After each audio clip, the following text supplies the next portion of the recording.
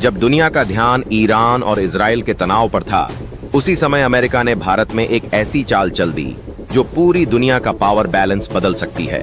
और यह कोई सामान्य दौरा नहीं था, क्योंकि इस बार भारत में उतरा अमेरिका का एक बेहद खास सैन्य विमान, और उस विमान में कोई साधारण अधिकारी नहीं, बल्कि अमेरिका की डिफेंस रणनीति का सबसे बड़ा चेहरा बैठा था।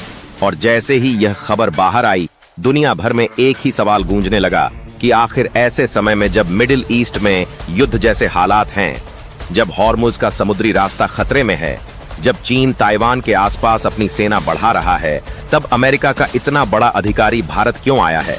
क्या यह सिर्फ एक दौरा है या फिर किसी बहुत बड़े सैन्य प्लान की शुरुआत? लेकिन जो आगे हुआ वह किसी ने सोचा नहीं था, क्योंकि इस दौरे के पीछे एक ऐसी रणनीति छिपी है जो एशिया की ताकत का संतुलन बदल सकती है।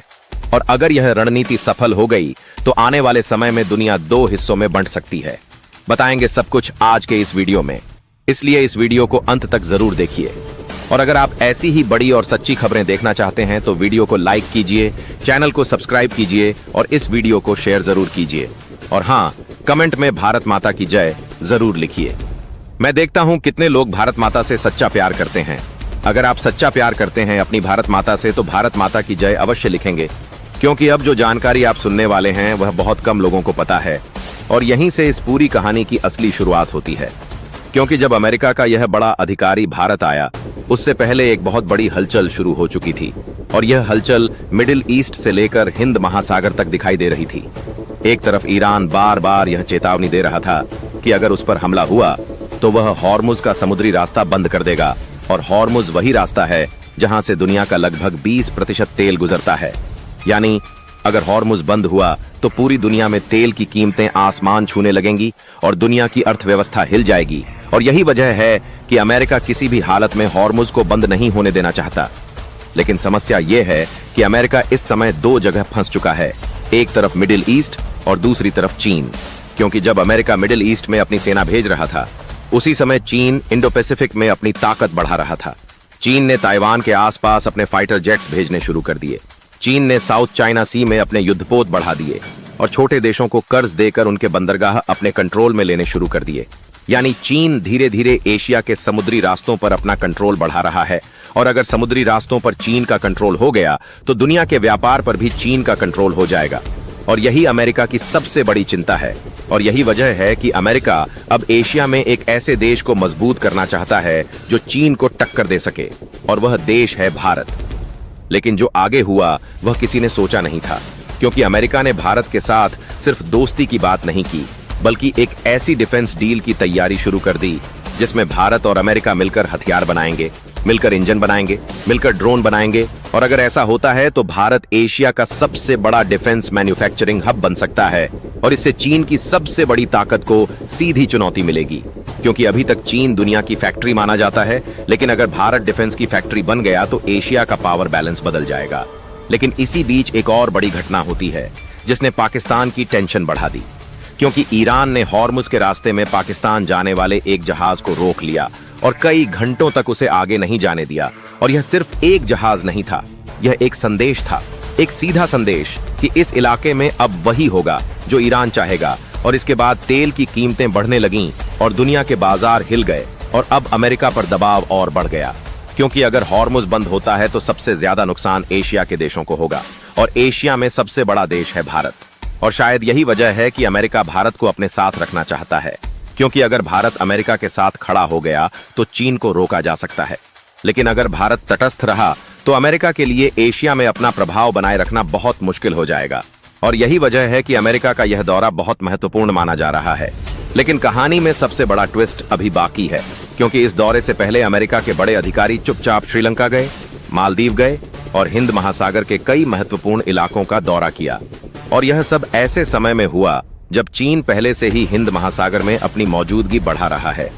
चीन पाकिस्तान के ग्वादर पोर्ट में बैठा है, चीन श्रीलंका के हम्बनटोटा पोर्ट में बैठा है, चीन अफ्रीका के जिबूती में अपना सैन्य बेस बना चुका है यानी चीन धीरे धीरे भारत को समुद्र से घेरने की कोशिश कर रहा है और अमेरिका चाहता है कि भारत इस घेराबंदी को तोड़े और यहीं से भारत की एंट्री होती है, क्योंकि भारत की नेवी हिंद महासागर में तेजी से मजबूत हो रही है। भारत अंडमान निकोबार से लेकर अरब सागर तक अपनी सैन्य ताकत बढ़ा रहा है और अगर हिंद महासागर में किसी देश का सबसे ज्यादा प्रभाव है तो वह भारत है। और यही वजह है कि अमेरिका अब भारत को सिर्फ एक दोस्त नहीं बल्कि एक स्ट्रेटेजिक पार्टनर बनाना चाहता है। लेकिन जो आगे हुआ वह किसी ने सोचा नहीं था, क्योंकि अब बात सिर्फ एक दौरे की नहीं बल्कि दुनिया की सबसे बड़ी रणनीतिक साझेदारी की हो रही है। और आने वाले समय में यही साझेदारी तय करेगी कि एशिया में सबसे ताकतवर देश कौन होगा, क्योंकि अब दुनिया का असली खेल जमीन पर नहीं बल्कि समुद्र में हो रहा है। और जो देश समुद्र को कंट्रोल करेगा वही दुनिया के व्यापार को कंट्रोल करेगा, और जो दुनिया के व्यापार को कंट्रोल करेगा वही दुनिया की राजनीति को कंट्रोल करेगा। और यही वजह है कि आज अमेरिका, चीन और भारत तीनों की नजर हिंद महासागर और हॉर्मुज के समुद्री रास्ते पर है।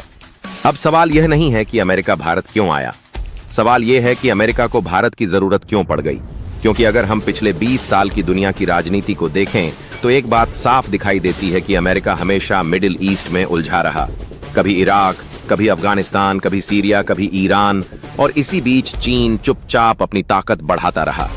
चीन ने अपनी नेवी को दुनिया की सबसे बड़ी नेवी बना लिया। चीन ने साउथ चाइना सी में अपने आर्टिफिशियल आइलैंड बना लिए।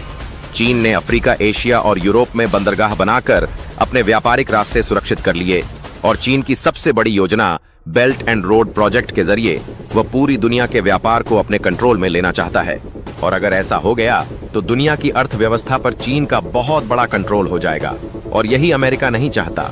इसलिए अमेरिका ने एक नई रणनीति बनाई और इस रणनीति का सबसे महत्वपूर्ण हिस्सा है इंडिया। क्योंकि अमेरिका जानता है कि अगर एशिया में कोई देश है जो चीन को रोक सकता है तो वह भारत है, क्योंकि भारत की लोकेशन ऐसी है कि वह हिंद महासागर के बीच में बैठा है और दुनिया का सबसे बड़ा व्यापार इसी समुद्री रास्ते से गुजरता है।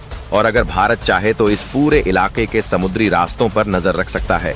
और यही वजह है कि अमेरिका भारत के साथ मिलकर हिंद महासागर में अपनी ताकत बढ़ाना चाहता है। लेकिन जो आगे हुआ वह किसी ने सोचा नहीं था, क्योंकि अमेरिका अब भारत को सिर्फ हथियार बेचने नहीं बल्कि भारत के साथ मिलकर हथियार बनाने की योजना पर काम कर रहा है। यानी आने वाले समय में भारत और अमेरिका मिलकर fighter jet engine, drone, missile और कई आधुनिक हथियार बनाएंगे। और अगर ऐसा होता है तो भारत दुनिया का एक बहुत बड़ा डिफेंस एक्सपोर्टर बन सकता है और इससे चीन की ताकत को सीधी चुनौती मिलेगी। लेकिन इसी बीच ईरान का मामला और ज्यादा गंभीर होता जा रहा है, क्योंकि ईरान ने साफ कह दिया है कि अगर उस पर हमला हुआ तो वह हॉर्मुज का रास्ता बंद कर देगा। और अगर हॉर्मुज बंद हुआ तो सबसे ज्यादा नुकसान एशिया के देशों को होगा। और एशिया में सबसे ज्यादा तेल भारत, चीन, जापान और दक्षिण कोरिया खरीदते हैं। यानी अगर हॉर्मुज बंद हुआ तो एशिया की अर्थव्यवस्था हिल जाएगी। और यही वजह है कि भारत इस पूरे मामले में बहुत सावधानी से कदम उठा रहा है। भारत खुलकर किसी का साथ नहीं दे रहा, लेकिन हर देश से बात कर रहा है। और यही भारत की सबसे बड़ी ताकत है, कूटनीति। क्योंकि भारत अमेरिका से भी बात कर सकता है, रूस से भी बात कर सकता है, ईरान से भी बात कर सकता है।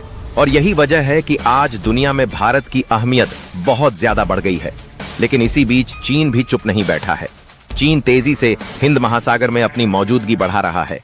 चीन पाकिस्तान के ग्वादर पोर्ट में बैठा है, चीन श्रीलंका के हम्बनटोटा पोर्ट में बैठा है, और चीन अफ्रीका के जिबूती में अपना सैन्य बेस बना चुका है। यानी चीन धीरे धीरे भारत को समुद्र से घेरने की कोशिश कर रहा है। लेकिन भारत भी अब चुप नहीं बैठा है। भारत अंडमान निकोबार में अपना सैन्य बेस मजबूत कर रहा है। भारत अरब सागर में अपनी नेवी की ताकत बढ़ा रहा है। भारत फ्रांस, अमेरिका, जापान और ऑस्ट्रेलिया के साथ मिलकर समुद्री सैन्य अभ्यास कर रहा है।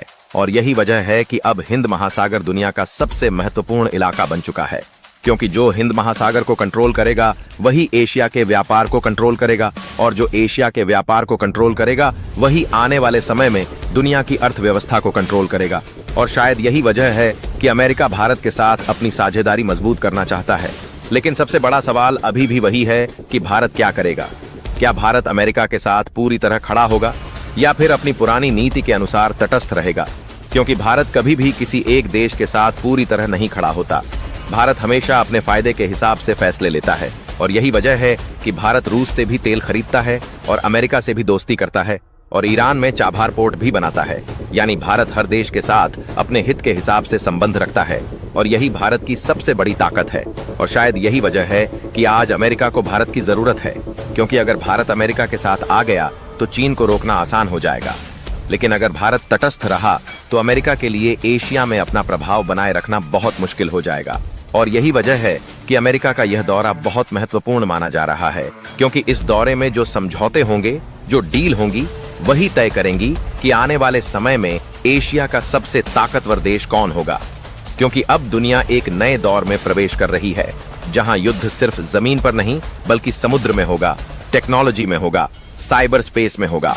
और इस नए युद्ध में वही देश जीतेगा जिसके पास मजबूत अर्थव्यवस्था, मजबूत सेना और मजबूत सहयोगी होंगे।